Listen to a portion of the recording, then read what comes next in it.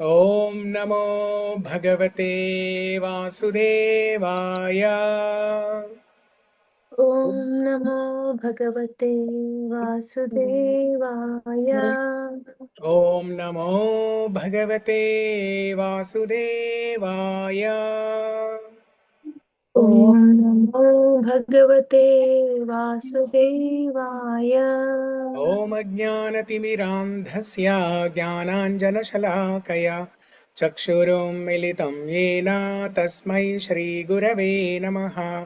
श्रीचैतन्यमनोभीष्टं स्थापितं येन भूतले स्वयं रूपा कदा मह्यं ददाति स्वपदान्तिकम्। वन्देऽहं श्रीगुरो श्रीयुतपदकमलं श्रीगुरून् वैष्णवांश्च श्रीरूपं साग्रजातं सहगणरघुनाथान्वितं तं सजीवं साद्वैतं सावधूतं परिजनसहितं कृष्णचैतन्यदेवं श्रीराधाकृष्णपादान् सहगणललिता श्रीविशाखान्वितांश्च। हे कृष्ण करुणा सिन्धो दीनबन्धो जगत्पते गोपेश गोपिका कान्त राधाकान्त नमोऽस्तु ते। तप्त काञ्चन गौराङ्गी राधे वृन्दावनेश्वरी वृषभानुसुते देवी प्रणमामि हरिप्रिये। वाञ्छाकल्पतरुभ्यश्च कृपा सिन्धुभ्य एव च पतितानां पावनेभ्यो वैष्णवेभ्यो नमो नमः।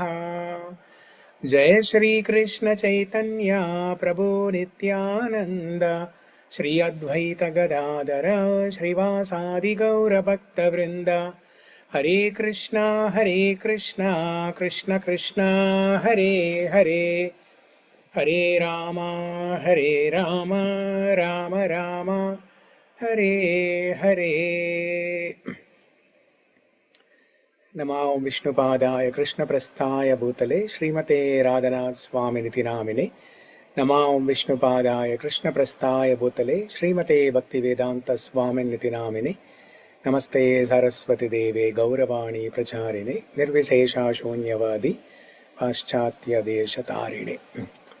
श्री कृष्ण कथामृतम की जय। श्री लीला शुक बिल्वमंगल ठाकुर विरचित गोविंद दामोदर स्तोत्रम्।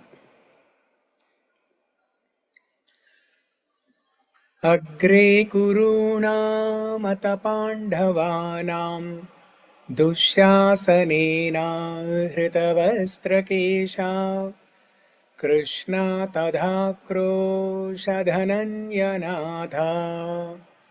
गोविन्द दामोदर माधवेति। श्रीकृष्ण विष्णो मधुकैटभारे भक्तानुकम्पिन् भगवन्मुरारे त्रायस्व मां केशवलोकनाथ गोविन्द दामोदर माधवेति। विक्रेतुकामा किल गोपकन्या मुरारिपादार्पितचित्तवृत्ति दध्याधिकं मोहवशादवोचत् गोविन्द दामोदर माधवेति। उलूखले संवृततण्डुलाश्च सङ्घट्टयन्त्यो मुसलै प्रमुग्धाः गायन्ति गोप्यो जनितानुरागा गोविन्द दामोदर माधवेति। काचित् कराम्भोजपुटे विषण्णं क्रीडाशुकं किंशुकरक्ततुण्डम् अध्यापयामास सरोरुहाक्षी गोविन्द दामोदर माधवेति। गृहे गृहे गोपवधू समूहः प्रतिक्षणं पिञ्जरसारिकाणां स्खलद्गिरं वाचयितुं प्रवृत्तो गोविन्द दामोदर माधवेति। पर्यङ्किकाभाजमलं कुमारं प्रस्वापयन्त्यो किल गोपकन्याः जघुप्रबन्धं स्वरतालबद्धम् गोविन्द दामोदर माधवेति। रामानुजं वीक्षणकेलिलोलं गोपी गृहीत्वा नवनीतगोलम् आभालकं भालकमाजुहावा गोविन्द दामोदर माधवेति। विचित्रवर्णाभरणाभिरामे बिभेदि वक्त्राम्भुजराजहंसे सदा मदीये रसनेग्ररङ्गे गोविन्द दामोदर माधवेति। अङ्कादिरूढं शिशुगोपगूढं स्तनं धयन्तं कमलैककान्तं सम्बोधयामास मुदा यशोदा गोविन्द दामोदर माधवेति। क्रीडन्तमन्तर्वजमात्मनं स्वं समं वयस्यै पशुपालबालैः प्रेम्णा यशोदा प्रजुहाव कृष्णं गोविन्द दामोदर माधवेति। यशोदया गाढमुलूखलेन गोकण्ठपाशेन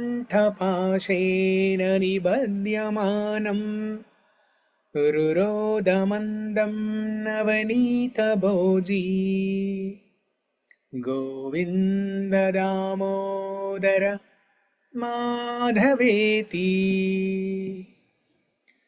निजाङ्गणे कङ्कणकेलिलोलं गोपी गृहीत्वा नवनीतगोलम् आमर्धयत्पाणितलेन नेत्रे गोविन्द दामोदर माधवेति।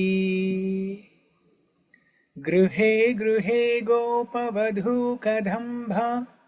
सर्वे मिलित्वा समवाययोगे पुण्यानि नामानि पठन्ति नित्यम् Govinda Damodar माधवेति।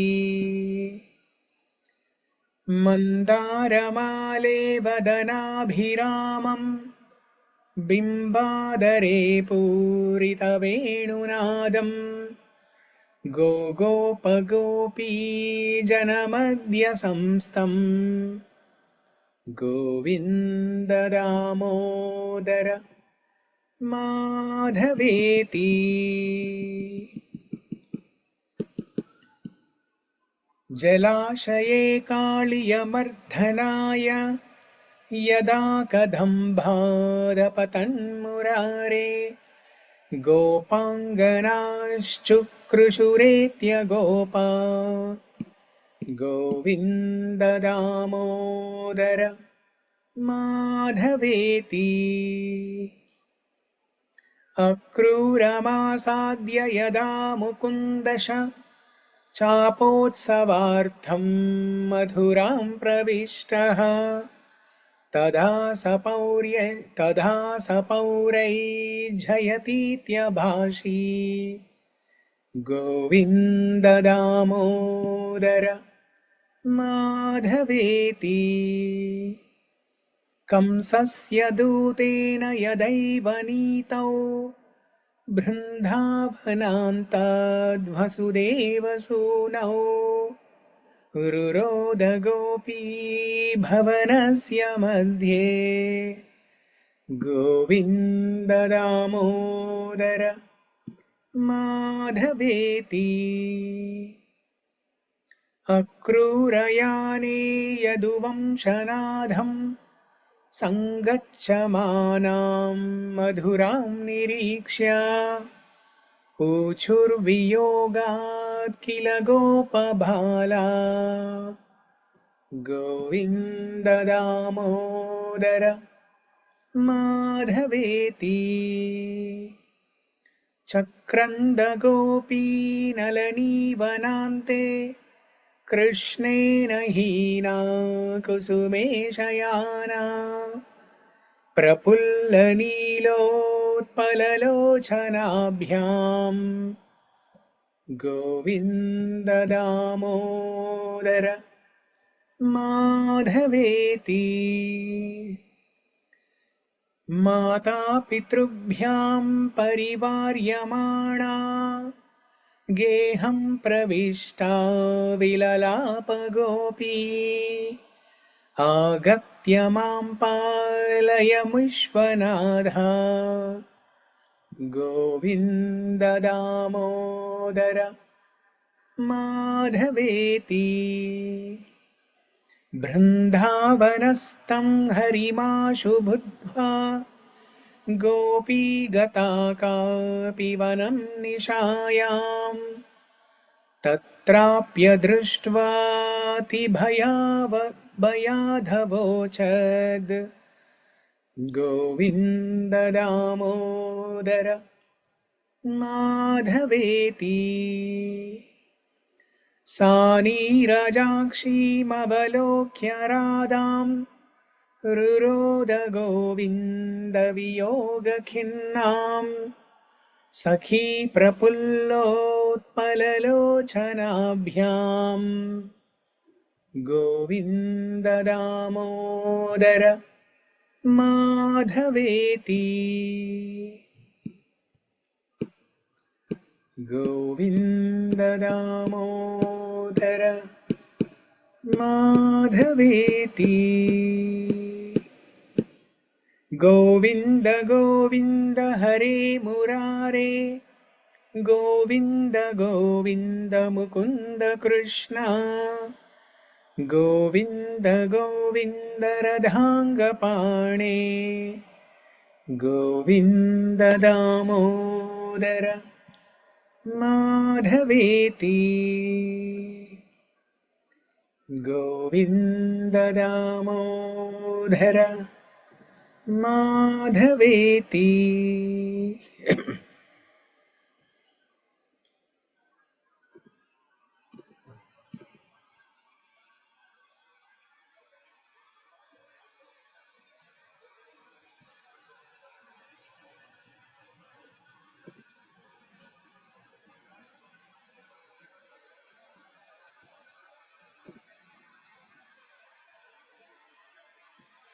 Okay.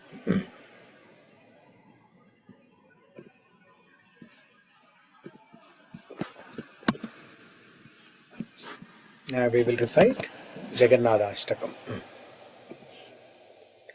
Śrī Ādi Śaṅkarācārya विरचित Jagannathastakam. कदाचित् कालिन्दी तटविपिन सङ्गीतकरवो मुदाभीरी नारी वदन कमलास्वादमधुपा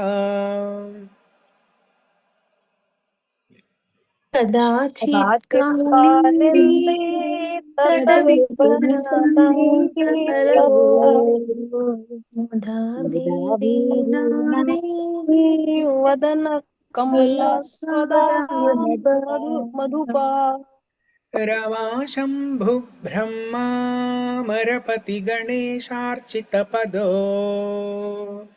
जगन्नाथ स्वामी नयन-patha-gāmī भवतु मे रामशम्भो ब्रह्मा पतिपतिर्चितपदो पतिपतिर्चितपदो जगन्नाथ जगन्नाथ स्वामी स्वामी नयनपथगामी नयन-पथगामी भवतु मे। Okay, we'll do one line at a time only, like until we did yesterday, like how we did until yesterday. Bhuje savye venum shirasi shikipincam katitate. भुजे हे सव्ये सवेदं वेणुं शिरसि शिखितं कथितते। दुकूलं नेत्रान्ते सहचरकटाक्षं विदधते. दुकूलं मूलं नेत्रान्ते नेत्रान्ते सहचरकटाक्षं सहचरकटाक्षं विदधते विदधते। तदा श्रीमद्वृन्दावनवसति लीला परिचयो तदा तदा श्रीमद्वृन्दावनवसति श्रीमद्वृन्दावनवसति लीलापरिचयो लीलापरिचयो जगन्नाथस्वामी नयनपथगामी भवतु मे। जगन्नाथ जगन्नाथ स्वामी स्वामी नयनपथगामी नयन-पथगामी भवतु मे भवतु मे। महाम्भोधेस्तीरे कनकरुचिरे नीलशिखरे महाम्भोधिस्थिरे कनकरुचिरे नीलशिखरे वसन् प्रासादान्तः सहजबलभद्रेण बलिना वसन् प्रासादान्तः सहज बलभद्रेण बलिना सुभद्रा मध्यस्था सकलसुरसेवावसरदो सुभद्रा मध्यस्था सकलसुरसेवावसरदो जगन्नाथस्वामी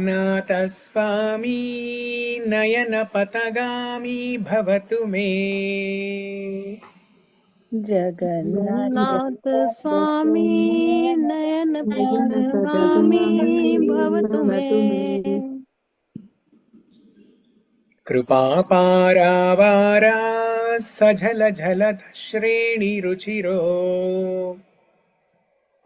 कृपापारवारा श्रीरुचिरो सजलधश्रेणीरुचिरो रमावाणी राम स्फुरदमलपङ्केरुहमुखा रमावाणी राम रामा सुदमाला मुखः सुरेन्द्रैराराध्या श्रुतिगणशिखा गीतचरितो सुरेन्द्रैराराध्या सुरेन्द्रैराराध्या श्रुतिगणशिखगीतचरितो श्रुतिगणशिखागीतचरितो जगन्नाथस्वामी नयनपथगामी भवतु मे।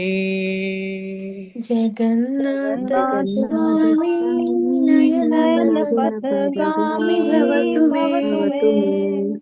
रथारूढो गच्छन् पतिमिलितभूदेवपटलैः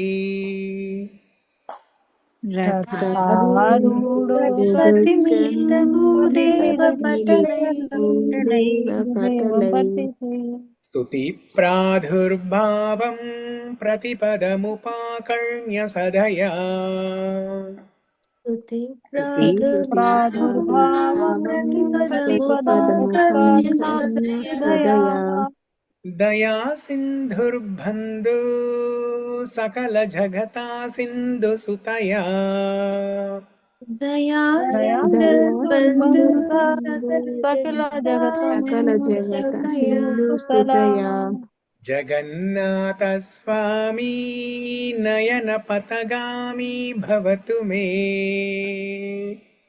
जगन्नाथ जगन्नाथ स्वामी नयन पथगामी भवतु मे। परब्रह्मा पीडा कुवलयदलोत्फुल्लनयनो परब्रह्मा पीडा कुवलयदलोत्फुल्लनयनो निवासी नीलाद्रौ निहितचरणोऽनन्तशिरसि निवासी निवासी नीलाद्रौ निहितचरणोऽनन्तशिरसि रसानन्दो राधा सरसवपुरालिङ्गनसखो रसानन्दो राधा सरसवपुरालिङ्गनसखो जगन्नाथस्वामी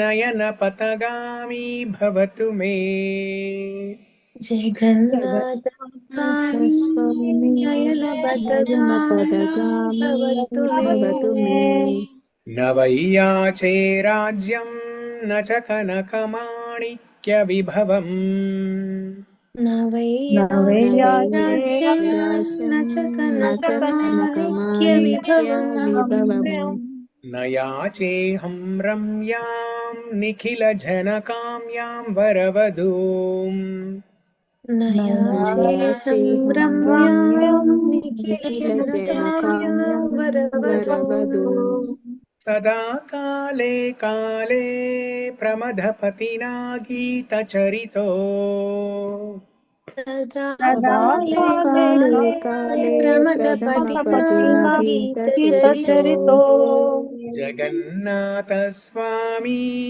नयनपथगामी भवतु मे जगन्नाथ स्वामी जगन्नाथस्वामी नयनपथगामी भवतु मे भवतु मे हरत्वं संसारं द्रुततरमसारं सुरपते हरत्वं हरत्वं संसारं संसारं द्रुततरमसारं द्रुततरमसारं सुरपते सुरपते हरत्वं पापानां विततिमपरां यादवपते हरत्वं हरत्वं पापानां पापानां विततिमपरां यादवपते यादवपते अहो दीनो नाथे निहितचरणो निश्चितमिदम् अहो अहो दीनो दीनो नाथे नाथे निहितचरणो निहितचरणो निश्चितमिदम् निश्चितमिदम् जगन्नाथस्वामी नयनपथगामी भवतु मे जगन्नाथ स्वामी जगन्नाथस्वामी नयनपथगामी नयनपथगामी भवतु भवतु मे मे जगन्नाथस्वामी नयनपथगामी भवतु मे जगन्नाथ स्वामी जगन्नाथस्वामी नयनपथगामी नयनपथगामी भवतु मे भवतु मे जगन्नाथाष्टकं पुण्यं यः पठेत् प्रयतः शुचिः सर्वपापविशुद्धात्मा विष्णुलोकं स गच्छति जगन्नाथाष्टकं जगन्नाथाष्टकं पुण्यं पुण्यं यः यः पठेत् पठति प्रयतः शुचिः प्रयतः शुचिः सर्वपापविशुद्धात्मा सर्वपापविशुद्धात्मा विष्णुलोकं स गच्छति गच्छति इति श्रीमद्शङ्कराचार्यविरचितं जगन्नाथाष्टकं सम्पूर्णम् इति इति श्रीमच्छङ्कराचार्यविरचितं शङ्कराचार्यं विराजितं जगन्नाथाष्टकं जगन्नाथाष्टकं सम्पूर्णम् सम्पूर्णम् Hare Krishna.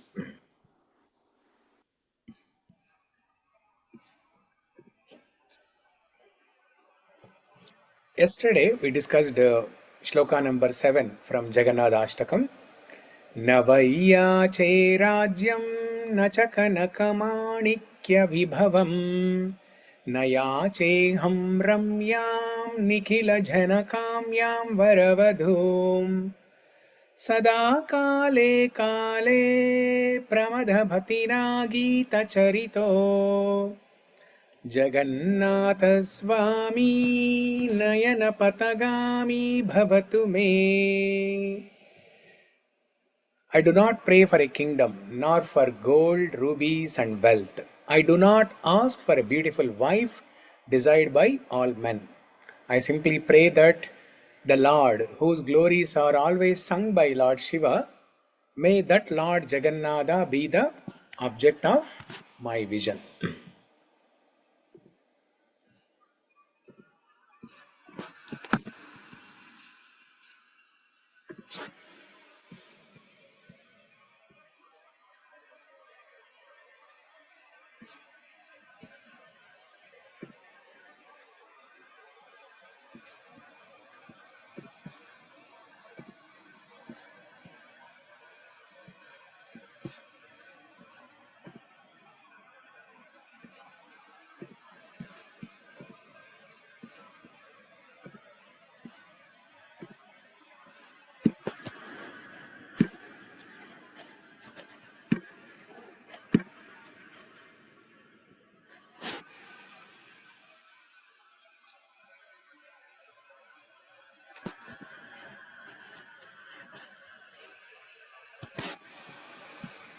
So in that shloka, we discussed how Ādi Śaṅkarācārya, how he does not want any material benefits, but he wants only the remembrance of the Lord. He wants only the Bhagavat Smarana. Jagannath svāmī nayana-patha-gāmī bhavatu me. May that Lord, whose glories are always sung by Lord Shiva, may that Lord Jagannatha be in the path of my vision always. I do not want kingdom. I do not want gold and rubies and wealth. I do not want any of the material benefits. But sada kale kale, at all times, in all circumstances, at all places, no matter where I take birth, diviva bhuviva mamastu vaso narakeva narakantaka prakara avadhirta sharadara vindau charanau te maranepi chintayami. So, just like how Kulshekar Alvar also said in Mukundamala Stotra, whether I take birth in the heavenly planets, earthly planet, Patala Loka, my only desire is to remember you, to remember your lotus feet at the time of death. Charanau te maranepi chintayami. Chintan. Chintan karna means to remember, to fix our mind on Krishna. Now why Lord Shiva's name is used here? One reason is to indicate that Adi Śaṅkarācārya is an incarnation of Lord Shiva himself. Another reason is, see, if at all somebody wants to find an alternate God for Krishna, what are the other options? Either it is Ramachandra or Lord Shiva, right? People worship Narasimhadev, but not as a primary object of worship. Many people, they even they are even afraid of keeping Narasimhadev's picture on the altar or in the in the living room on the walls. So Narasimhadev worship is mostly done during Narasimha Jayanti, or every day for 5 minutes they offer Narasimha prayers. So it is like a side worship. It's like a side job. But the full-time worship is not Narasimhadev. Full-time worship is primarily Krishna, Vishnu, or Ramachandra. If somebody is a Ram Bhakta, they worship Rama, or alternate God is Shiva. Now here, in terms of Rama, Krishna and Vishnu, they are all same, Vishnu Tattva.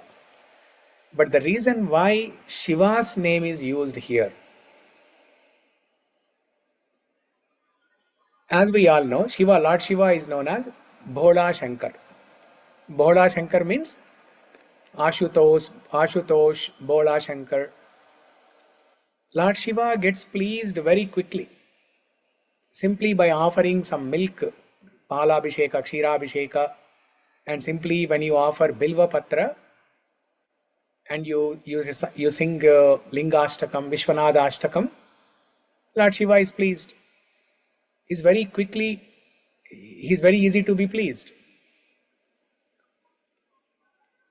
And the reason why he gets pleased very quickly and fulfills the desires of the devotees,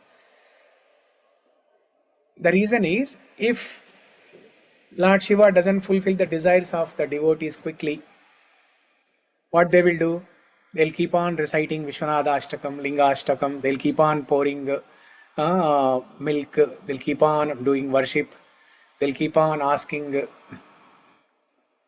And Lord Shiva doesn't want to get disturbed. Lord Shiva wants to chant Ram Nam. Lord Shiva wants to read Bhagavad Gita, Bhagavatam to Parvati Devi.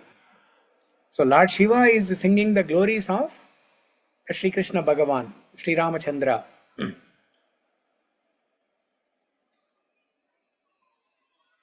So that's why for those people who are thinking Lord Shiva as an equally alternative god.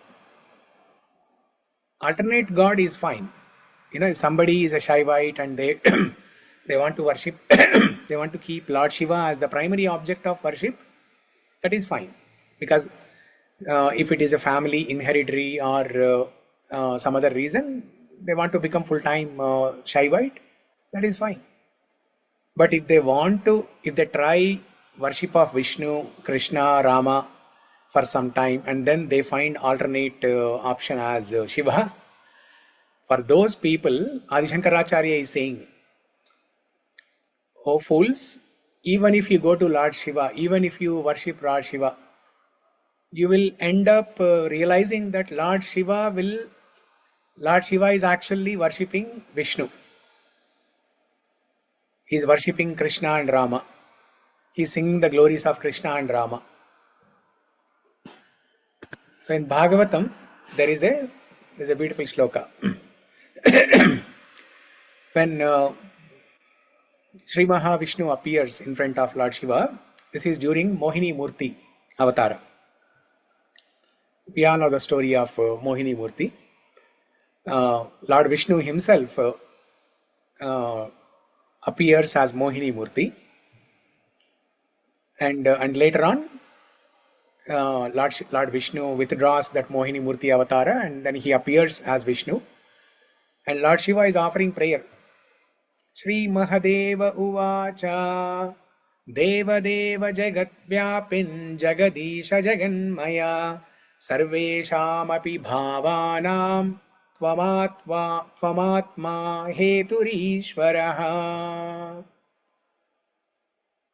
O Lord of the Lords, O Lord Vishnu, O all-pervading one, O Lord of the universe, O you who are the universe itself, you are the supreme soul, the original cause, and the supreme controller of all beings.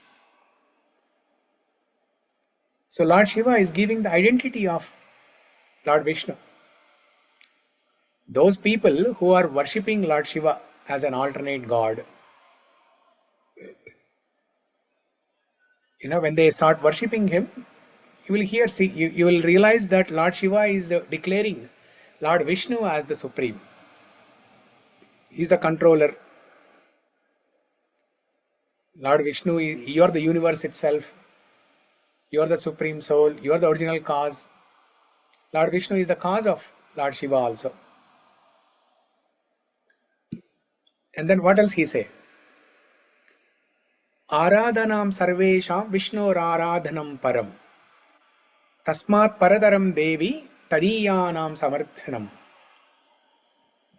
Of all types of worship of Lord Vishnu is supreme. And even higher than the worship of Lord Vishnu, O Devi, is the worship of those connected to him, his devotees. Ārādhanām sarveshām Vishnur-ārādhanam param. Tasmāt paradaram devi tadīyānām samarchanam. Worshipping Vishnu or the devotees of Vishnu. Worshipping Krishna, Rama, or the devotees of Krishna and Rama.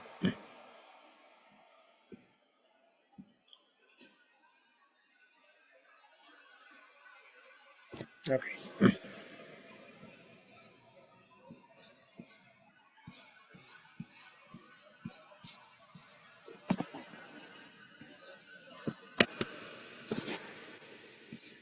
Now we will discuss shloka number 8.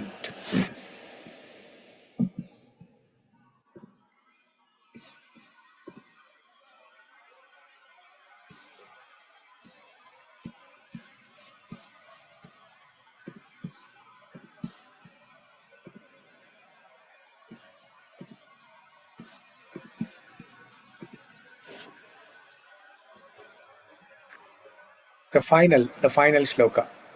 And then tomorrow we'll do a recap.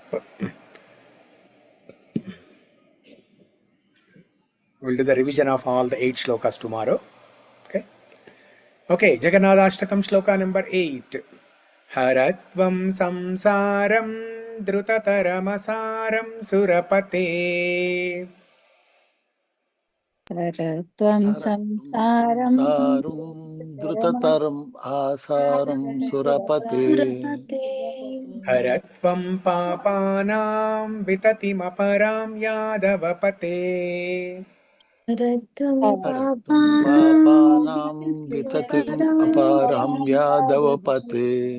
Aho dīne nāthe nihita-carano niścitam-idam. Aho dīne nāde nihita-carano niścitam idam. Jagannathah svāmī nayana-patha-gāmī bhavatu me. Jagannath svāmī nayana-patha-gāmī bhavatu me. bhavatu me. O Lord of the demigods, Sura-pate, please quickly destroy my useless material existence. O Lord of the Yadus, Yādava-pate, please destroy my limitless accumulated sins. Oh, it is certain that you bestow your lotus feet upon the fallen and masterless. May that Lord of the universe, Jagannatha, my master, become visible to my eyes. Word to word meaning: hara, please destroy, remove. Tvam, you. Samsāram, material existence. Druta-taram, very quickly. Asāram, useless, without essence. Sura-pate, O Lord of the demigods. Hara, please destroy, remove. Tvam, you. Pāpānām, of sins. Vitatim, accumulation. Aparām, limitless, boundless. Yādava-pate, O Lord of the Yadus. Aho, O, dīne, upon the fallen, destitute. Nāthe, upon the masterless. Nihita, placed, bestowed. Charano, lotus feet. Niścitam, it is certain. Idam, this. Jagannatha, Lord of the universe. Swāmī, the master. Nayana-patha, the path of the eyes. Gāmī, walking, moving. Bhavatu, may he become. May, my.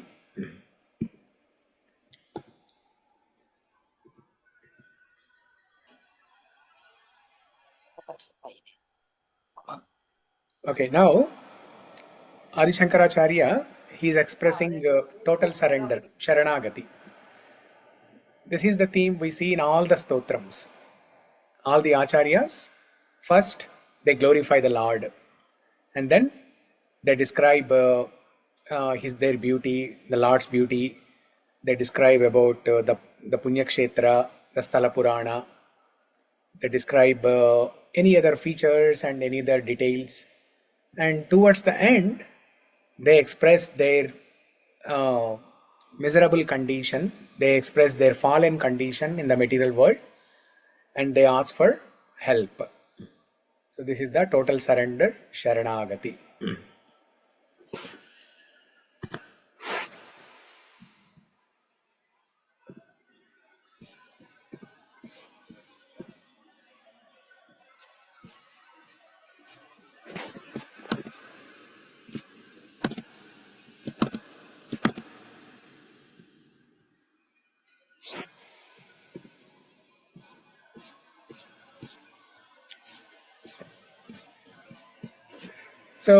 So this final verse, which is the climax of Jagannathastakam, after describing Jagannath's beauty, Vrindavan pastimes, Radayatra, and divine mercy, Kripa Para Vara, Sajala Jalada Shreni Ruchiro.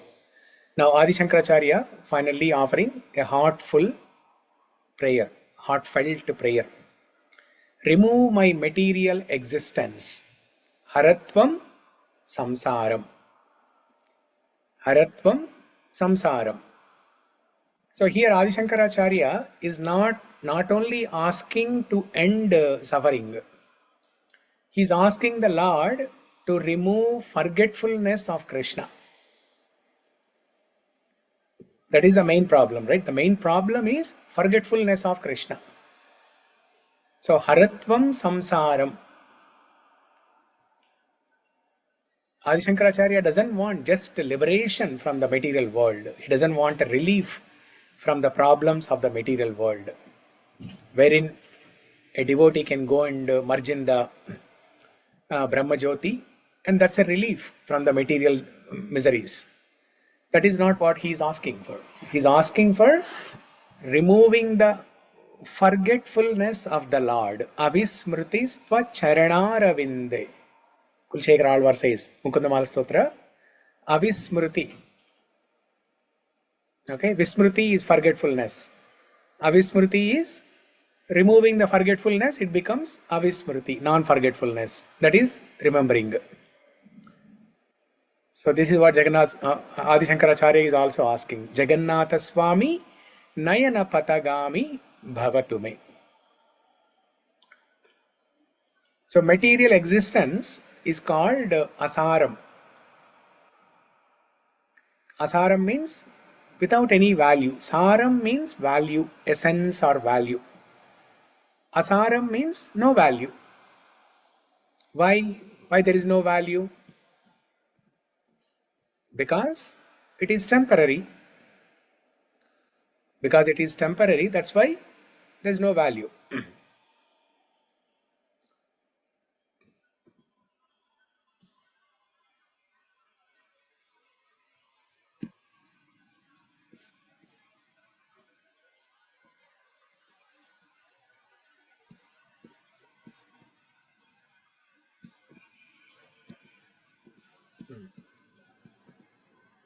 Yeah, asāram. If you look at the meaning of the word asāram, useless, without essence, no value. Why? Because it is temporary.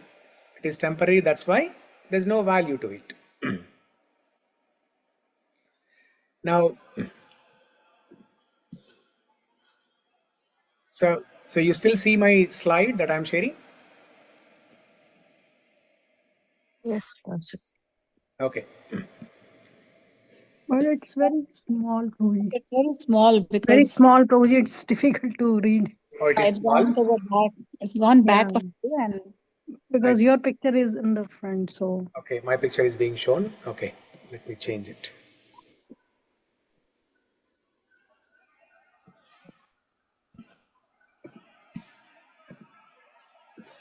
How is it now? yeah, this is better. Okay, You can see. okay. So Thank you. material existence is called, is asāram, no value. It is temporary, and even while we are living in the material world, there is no joy, there is no taste. Okay, because dukkhalayam ashashvatam. Krishna tells in Bhagavad Gita, this material world, bhautika prapancha, is a place of miseries, and it is ashashvatam, temporary. So when we know that it is temporary, our time duration is temporary, why should we even make long-term plans to stay here, to stay happy in the material world? We don't need to do that. We should make a long-term plan to attain that eternal happiness by going into spiritual world and by serving Krishna.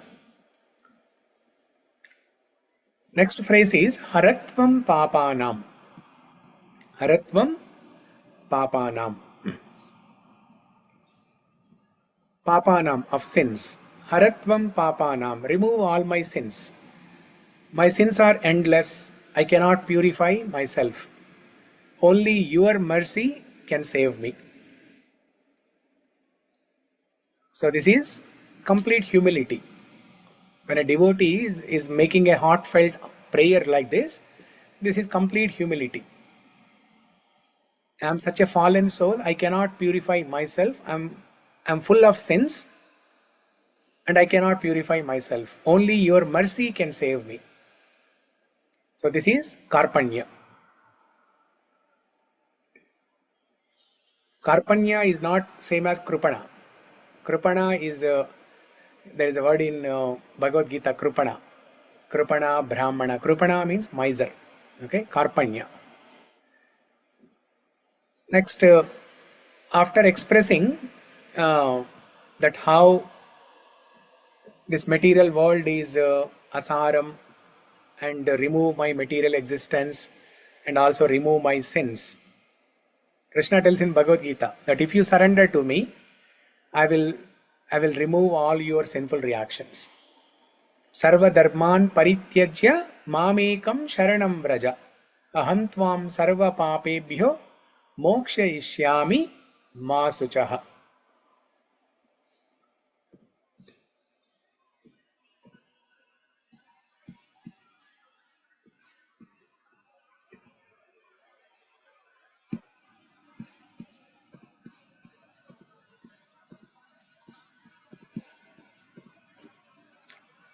And in Bhagavad Gita, Krishna tells in 7th chapter, 14th sloka, Daivi hesha gunamayi mama maya duratyaya mameva ye prapadhyante mayametam tarantite. Krishna is saying that this divine energy of mine, consisting of the three modes of material nature, is difficult to overcome. But those who have surrendered to me can easily cross beyond it. This is a very important shloka from Bhagavad Gita. This is part of the 108 important shlokas, where Krishna himself is saying. In other places, we see the acharyas telling how difficult it is to cross over the material ocean. In Mukundamala Stotra also, Kulashekara Alvar, what does he say? Bhava jalati magadam dhustaram nistareyam Katamahamiti cheto masmaga kataratvam sarasija drishi deve taraki bhakti reka naraka vidini shanna tarayichyatyavashyam Trishnato ye madana pavanodhuta mohormimale धारावर्ते तनय सहजग्राह संघाकुले च संसाराख्ये महति जलदौ मज्जतां नस्त्रिधामन् पादाम्बोजे वरद भवतो भक्तिनावं प्रयच्छ. And what are the other two shlokas? भवजलदिगतानां द्वन्द्वमाताहतानां सुतदुहितृकळत्र त्राणभारार्दितानां विषमविषयतो ये मज्जतामाप्लवानां भवतु शरणमेको विष्णुपोटो नराणाम्. So like that, in 4-5 shlokas, Kulashekara Alvar describes how difficult this material ocean, samsāram, this samsara sagara, how deep it is. In this deep ocean of material world, there are whales, crocodiles, sharks constantly biting us. So please uplift me. And what is the water in that material ocean? As described by Kulashekara Alvar, the water that is in the material ocean is the desires. Trishnatoye madana pavano dhuta mohormimale. Trishna, desire. Toyam, water. Trishnatoye means this water which is full of desires is the main problem. The desire is the problem for lust, anger, greed, kama, krodha, lobha, mada, moha, matsarya. The root cause of all these arishad vargas is lust, is desire. And Krishna is telling here that it is definitely difficult to cross over. You cannot cross over by yourself. Because how can a person who is drowning in the ocean, how can they cross by themselves? So they need some upliftment. They need a hand of a person who is outside the ocean. That is called karavalambam. Kulshekar Alvar says in Mukundamala Stotra, Andhasya me hrita viveka mahadhanasya chaurai prabho bali bhirindriya namadeyai mohandakopakuhare vinipatitasya devesha dehi krupanasya karavalambam. Karavalambam. Oh Lord, please uplift me. I'm stuck in this dark well called illusion. My intelligence has been stolen and I'm stuck in this dark well of illusion. Please uplift me. Please do Karavalambam. So that is what Ādi Śaṅkarācārya is also praying here. Haratvam samsāram. Haratvam pāpānām. Haratvam samsāram druta-taram asāram sura-pate. Druta-taram. Druta means quickly. Taram. Taran karna means to deliver, to cross over. Druta-taram, quickly deliver us. Swiftly deliver us. Haratvam samsāram druta-taram asāram sura-pate. Now, is the meaning of this each and every word of the first line, is it clear to everybody? Let me share the slide.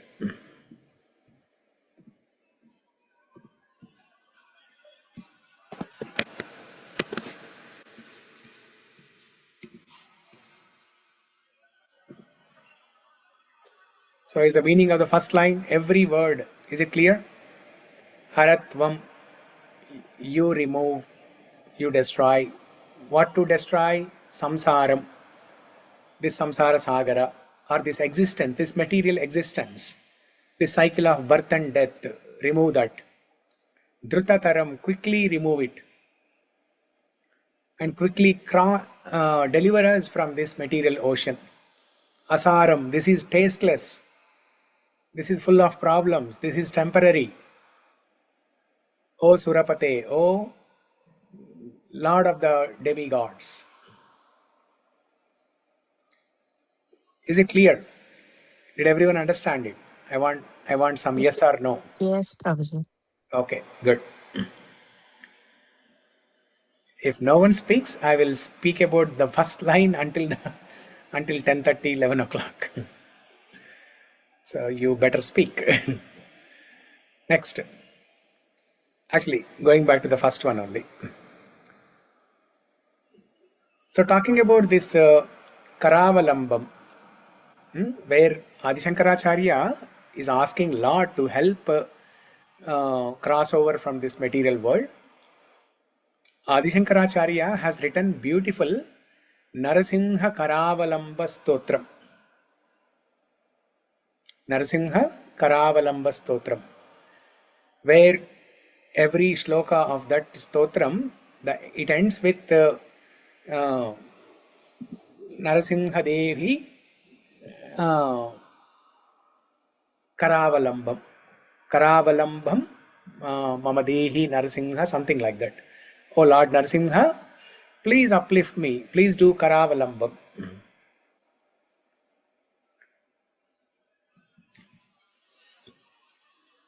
Because only a person who is outside the problem can solve the problem, can solve a person who is suffering from the problem.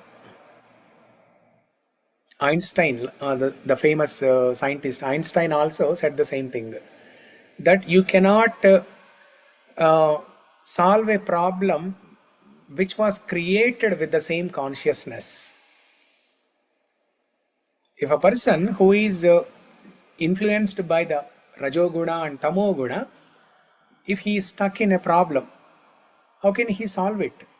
Because his consciousness is in Rajoguna and Tamoguna. So only a person who is in Sattva Guna, who is outside the problem, can solve it. So the Gurus, Acharyas, the Lord, when He appears in different incarnations, their job is to deliver the fallen souls, to do Karavalambam for the fallen souls. That is the purpose of Lord's avatars, right? Paritranaya sadhunam. Taran karna. Bhakton ka taran karna is the duty, is the purpose of Bhagavan's avatara. Paritranaya sadhunam.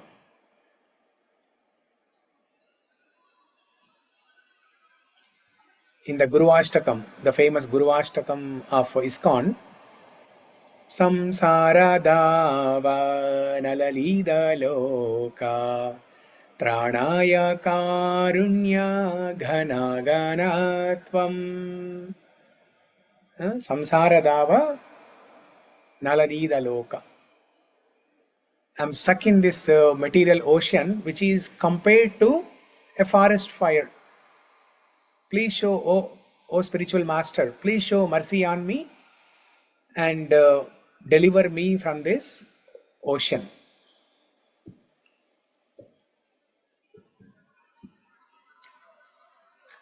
Now on this point, show mercy, right? On this point of showing mercy, we have one shloka, third shloka. I believe it is third shloka, right? No, fourth shloka.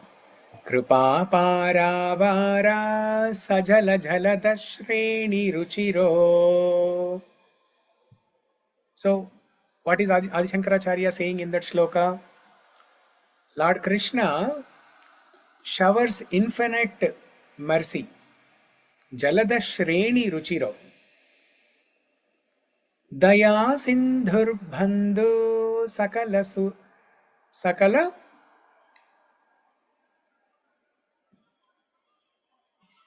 Daya sindhur bandhu sakala. What is that line?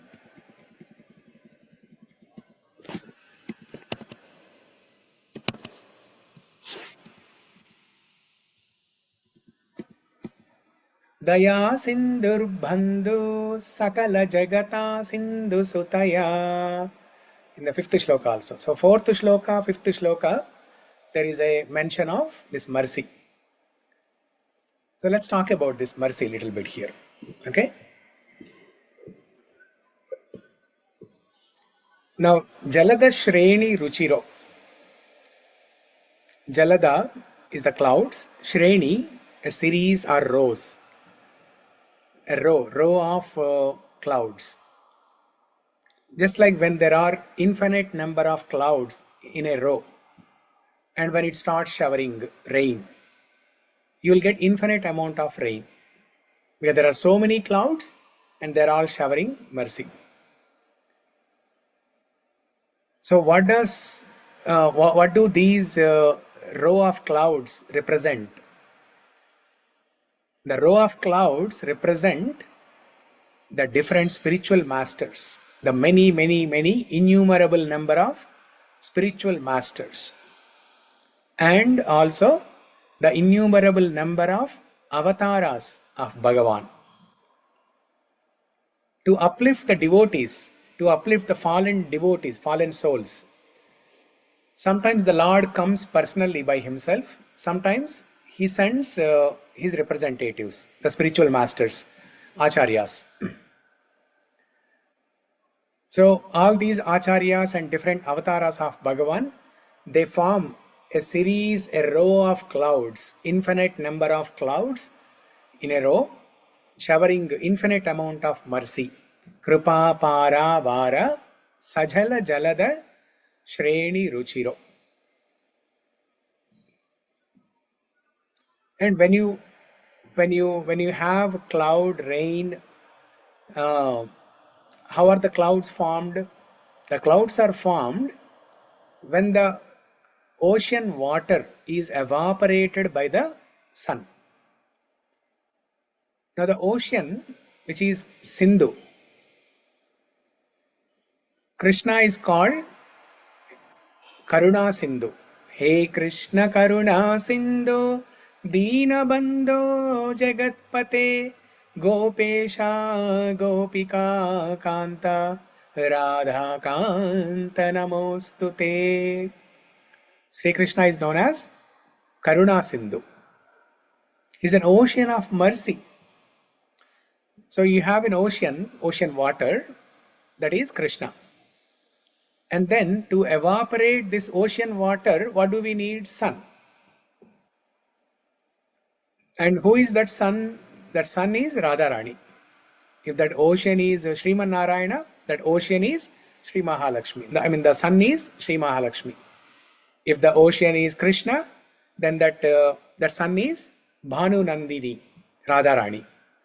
Vrishabhanu's daughter, Bhanu Nandini, that is Radharani. So it is only that Radharani, when she shows mercy on the devotees, the oceanic water of Krishna, the Karuna Sindhu Bindu gets melted or it gets evaporated, and then Kripa Para Vara Jalada Shreni Ruchiro. The clouds are formed. The compassion clouds are formed. The Karuna, the Kripa clouds are formed. So how are those clouds are formed? By the combination of Krishna and Radha, the ocean and the sun. Together they form, together they package. Just like when you go to some party, right? What do? They keep all the return gifts ready. They pack all the return gifts and they even display, actually, saying that, don't worry, we have a gift for you. Stay here, attend the party stay until the end of the party, and then take the return gift. So that's why they display the return gift. And they don't give return gift as soon as you enter, right? They'll give only when you are leaving. So that means they're attracting you to stay back. So they have packed that gift ready and made it ready for you. Similarly, Krishna and Radharani together, they have packed this gift for all of us. And that gift is the Kripa Jalada or Kripa Jaladi. Kripa Jaladi. The cloud of mercy, the cloud of compassion, the Karuna cloud. We're all talking about, you're all software engineers. We're all talking about cloud computing, right? So the actual cloud computing is this one. Kripa cloud computing. Kripa cloud computing. And the cloud has two purposes. Who can tell what are the two purposes of the cloud?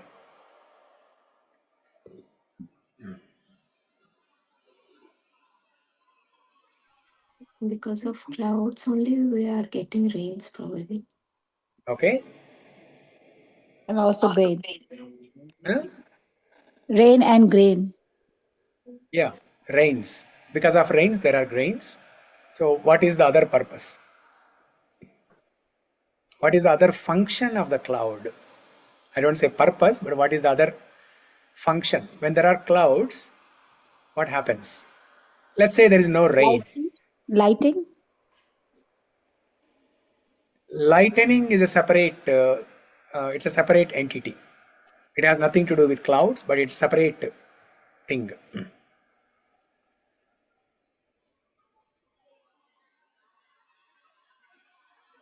Just as Ankita said, lightning. A light flashed from Shyamala's screen.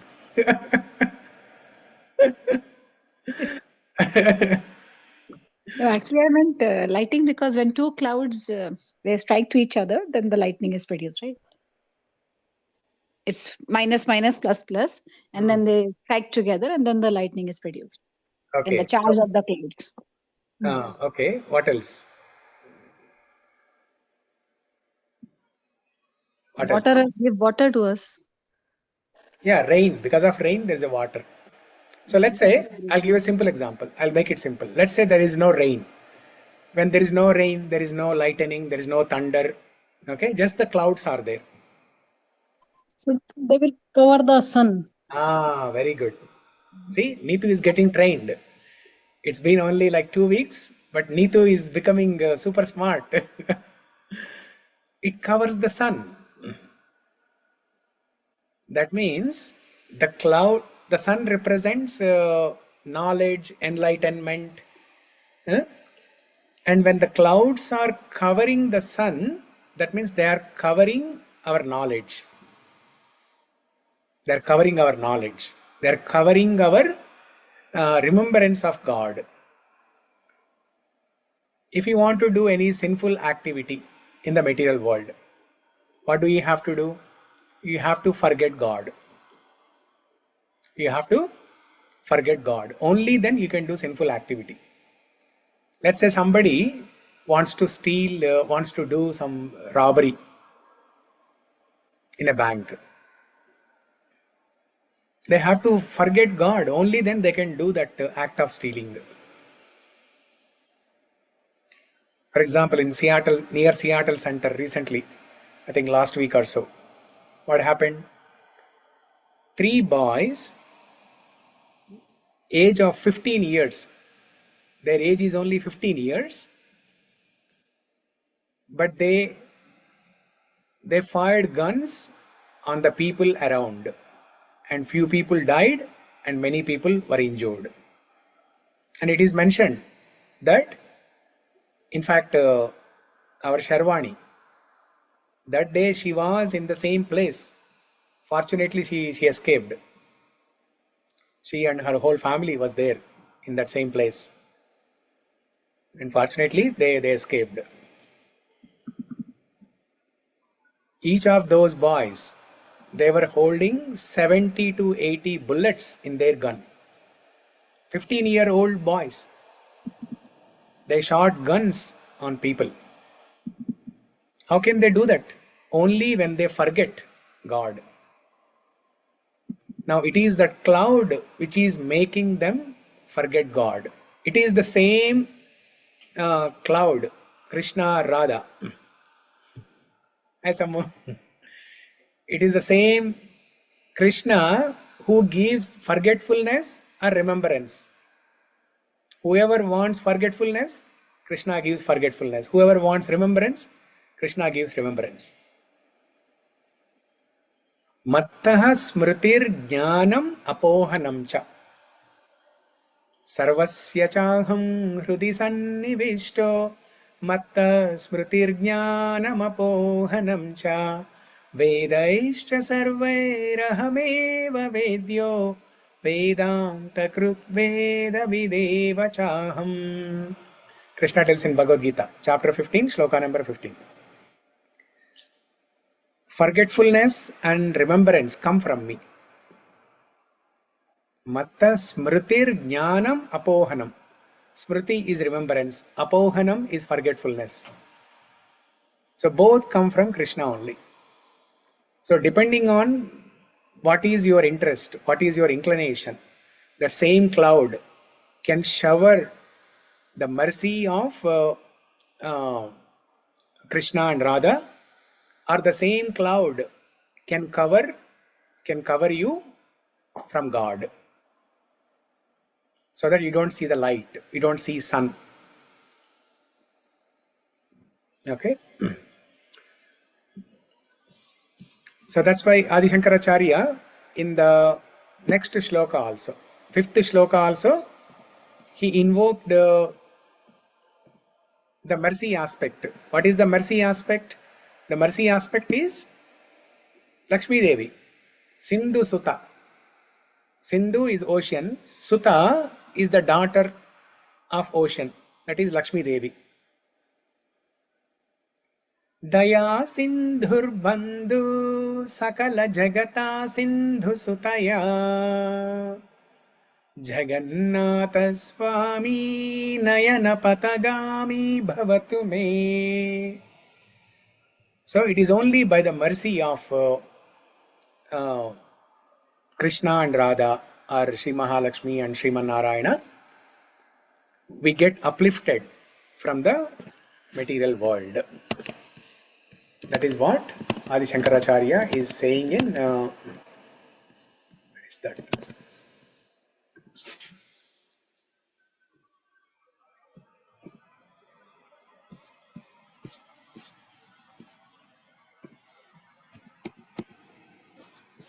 Yeah, here. Haratvam pāpāna haratvam samsāram druta-taram asāram sura-pate haratvam pāpānām vitatim aparām yādava-pate. So these two are two separate things. First one is asking for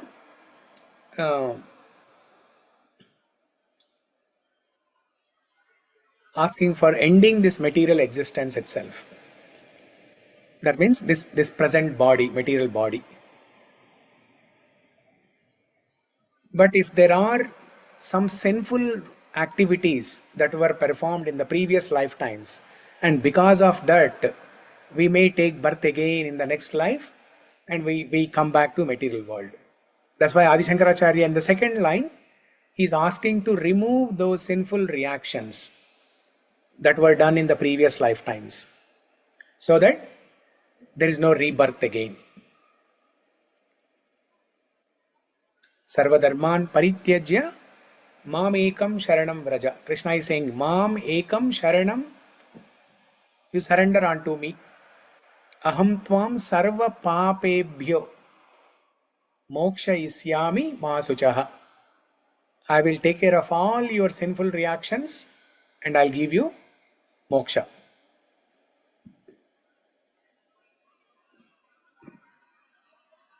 Aho dīne nāthe nihita-caran niścitam idam. Now here Adi Śaṅkarācārya is saying that I have no one, O Jagannatha Swami, I have nobody to provide help. I have nobody to depend upon. I have nobody to take shelter of. You are my master. Tvameva mata sakita tvameva tvameva bandhu dravidam tvameva. You are all familiar with that famous shloka, where a devotee offers a prayer to God that, oh God, you are my mata, you are my pita, you are my guru, you are my gati, you are my everything. Aho dīne nāthe. The devotee is expressing his miserable condition. Dīna sthiti, dīne nāthe. Nihita-caran niścitam idam. You place your lotus feet upon me. Jagannathah svāmī nayana-patha-gāmī bhavatu me.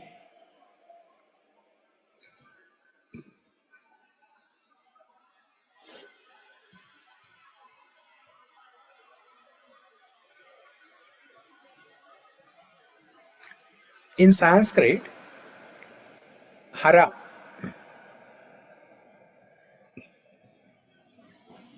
one of the meanings of hara is Radharani. That's why in the Hare Krishna Maha Mantra, right? Hare Krishna, Krishna Krishna, Hare Hare. The meaning of the word Hare is Radharani. Okay, if you are wondering, oh, where is Radharani's name in the Hare Krishna Maha Mantra? So the word Hare is actually Radharani. Hare Krishna, Radha Krishna, Krishna Krishna, Hare Hare, Radha Radha. And in the next line, Hare Rama. If Hare is Radha and Rama is Ramachandra, then how does it make sense? So it is not, if you take Hare's meaning as Radha, that Rama is not Ramachandra. It is Radha Raman. Radha Raman. But in the Aishwarya Bhava or in Sri Vaishnava Sampradaya, the same Hare Krishna Maha Mantra, their Hare is not interpreted as Radha. Their Hare is interpreted as just like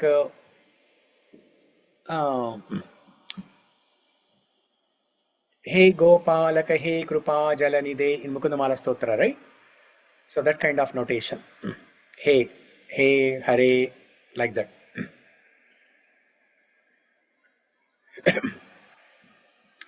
So Radharani, when she shows mercy, then Krishna can deliver us from this material world. That's why actually, if you go back to that shloka, right?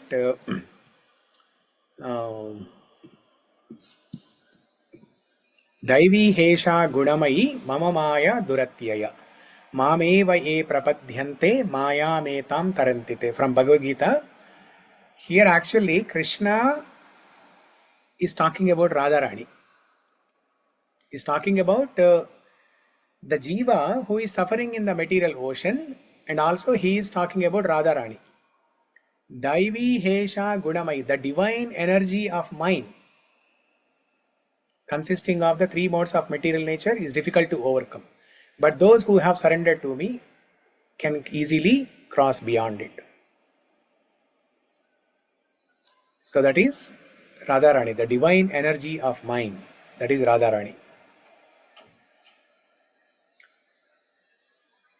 So that same Radharani, when she takes the form of material nature as Durga Devi, the Prakriti, consisting of the three modes, Sattva, Rajas and Tamas. Krishna is saying that is difficult to overcome. But those who have surrendered to Krishna, they can easily cross.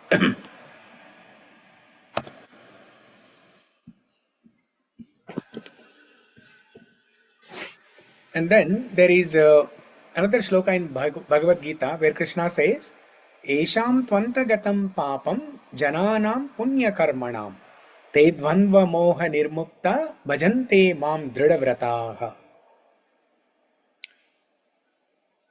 Samu, you are there? Can you read the translation? Persons who have acted piously in previous lives and in this life, and whose sinful actions are complete, eradicated, and freed from the duality of delusion, and they engage themselves in my service with determination. So Krishna is giving the prerequisite, the condition or prerequisite for performing Ananya Bhakti to Krishna. What is that prerequisite? A person should become free from sinful reactions. Haratvam pāpānām. Only then they can perform unalloyed devotion. Otherwise, if there are sinful reactions, the consequences are acting upon us, and they will pollute our consciousness. They will not make you think Krishna all the time. That's why the prerequisite is you have to get rid of sinful reactions. So when you take shelter of the holy name, chanting Hare Krishna Maha Mantra, chanting various stotrams, stuti stotrams, then those sinful reactions will be removed. When you call the name of Hari, one of the meanings of Hari is lion. Just like how lion can destroy every other animal in the forest, similarly, Lord Hari can destroy all the anarthas in our heart when we chant his name. When we meditate on him, when we chant his name, he can remove all the anarthas, all the impurities in our heart, so that all our sinful reactions will be gone, and then the tendency to commit sinful activities also will be gone. So,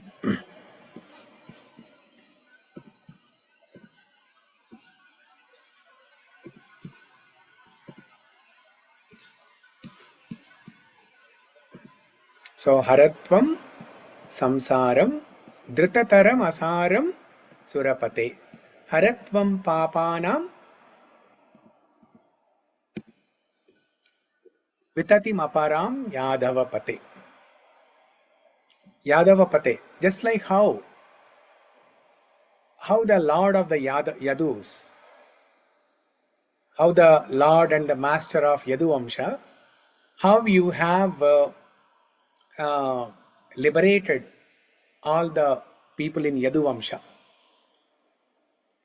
Just before Krishna ended his avatara, he liberated all the people in Yaduvamsha. And before they got liberated, what happened was, by Krishna's will, by the desire of Krishna, the people in Yaduvamsha, they started fighting with each other. They started fighting with each other. And then they killed each other, and they died, and then they got liberated. That is the plan, that is the master plan of Krishna, to do like that. Just to indicate that Dwapara Yuga, Kali Yuga is about to begin, and this is how things will be in Kali Yuga. So that's why Ādi Śaṅkarācārya is calling that name yādava-pate. And those Yadus who got liberated, they got liberated forever. They went to spiritual world. So just like that yādava-pate, please remove my sinful reactions, please remove this material existence and liberate me. Haratvam samsāram druta-taram asāram sura-pate. Haratvam pāpānām vitatim aparām yādava-pate. Aho dīne nāthe nihita-carano niścitam idam. Jagannathah svāmī nayana-patha-gāmī bhavatu me.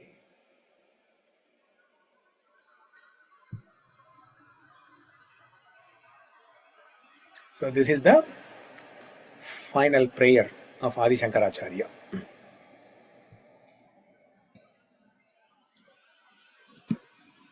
And then whoever recites this Jagannathastakam, what is the benefit for them?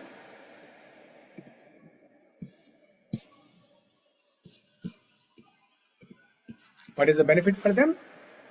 That pure soul who carefully recites the sacred Jagannathastakam is cleansed of all sins and eventually attains the spiritual realm of Lord Vishnu. Thus end the Jagannathastakam composed by Śrīmad Śaṅkarācārya. So in the prayer, the 8th shloka, he is asking the Lord to remove the sinful reactions. And here, simply by reciting this Jagannathastakam, simply by hearing and reciting, all our sins will be removed. So this is the process. Stuti stotrams, reciting Stuti stotrams, chanting Hare Krishna Maha Mantra, chanting Rama Raksha Stotra, Vishnu Sahasranama Stotram, reciting Ramayana, reciting Bhagavad Gita, Bhagavatam, will remove our sins. Not only removing the sins, not only ending this material existence, but it also gives the remembrance of the Lord. That's the most important thing. Jagannātha svāmī nayana-patha-gāmī bhavatu me. Our goal is not to just end the material life. Our goal is not to get Sayujya Mukti, where we go to Brahma Jyoti. No. We want to go to spiritual world. We want to play with Krishna. We want to remember Krishna all the time. So that is the type of benefit we will get by constantly chanting Jagannathastakam, Gajendra Stuti, Mukundamala Stotra, Ramaraksha Stotra, all the Stuti Stotrams. Because only when we recite the Stotrams, what happens when we recite the Stotrams in the same Jagannathastakam? What did Ādi Śaṅkarācārya say? Stute pradhurbhavam Stuti pradhurbhavam pratipadamupakarnya sadaya. Stuti pradhurbhavam. Stuti, glorifying the Lord with all these ashtakams. Pradhurbhavam, arises. What arises? Daya, compassion, in the heart of Jagannath, simply by hearing each and every word of the stuti. Compassion arises in Jagannath's heart. So if at all you want to invoke mercy of the Lord upon you, the only way is stuti. Stuti pradhurbhavam pratipadam upakarnya. Pratipadam upakarnya. Pratipadam, every word. Upakarnya, listening. As the Lord is listening each and every word of the stuti, pradhurbhavam daya. Daya arises, compassion arises.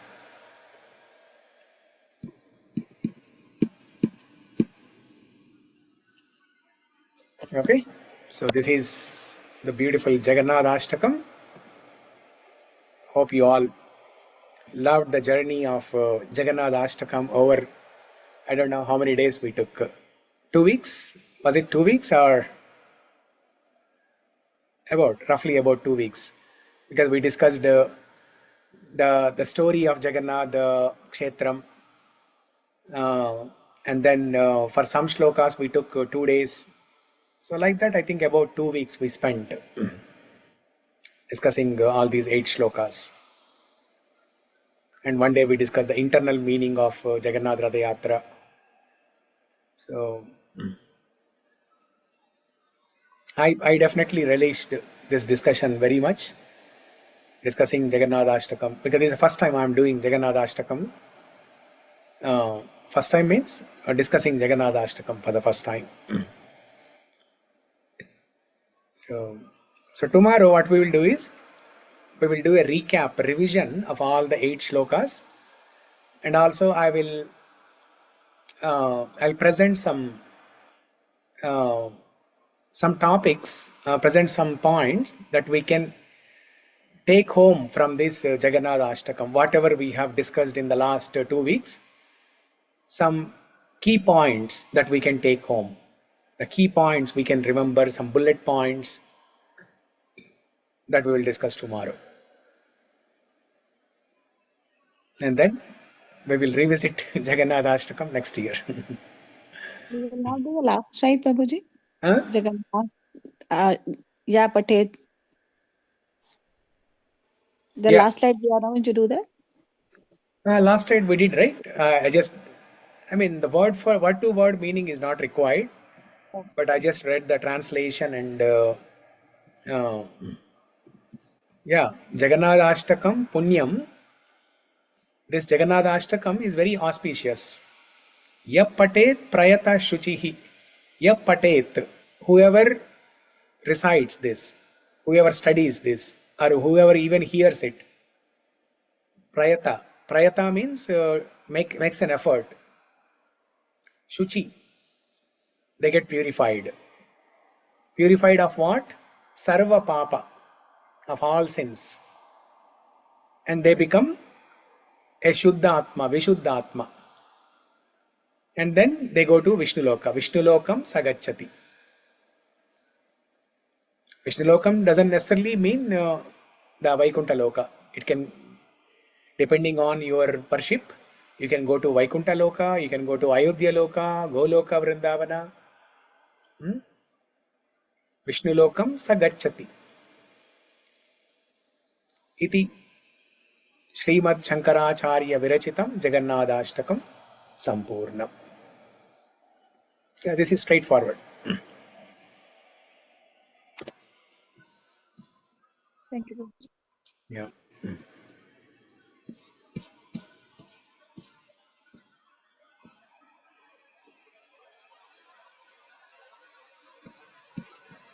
Okay, so it's 10:20. I think we'll pause here. Mangalam Kosalendraya Mahaniya Gudatmane Chakravarti Tanujaaya Sarvabhaumaya Mangalam.